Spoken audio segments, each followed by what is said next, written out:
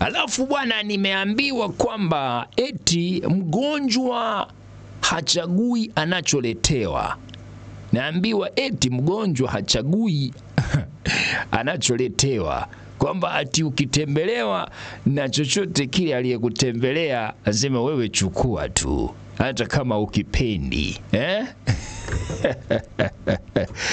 Ai jamani, mbona sasa mnatesa mgonjwa? Mgonjwa yeye anataka kasoda black currant, na wewe unakuja na paipai surely, alafu unasema sijui mgonjwa asichague anacholetewa, na yeye roho inataka paipai na wewe unamletea black currant.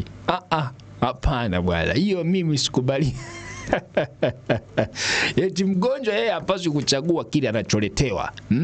Wewe ukiletewa chochote, kama moyo unataka maembe na umeletewa tufani ama umeletewa tufaha, yani umeletewa pineapple, sema wewe chukua tu. Hapana, angalia hii iko aje tena waanze kusema nini. Hapana, wewe pea mgonjwa anachotaka bwana. Sasa wewe ni mgonjwa tena unampea pressure. Wewe nani alikwambia anataka tufaa? Yeye anataka watermelon, tikiti maji. Mpe tikiti maji.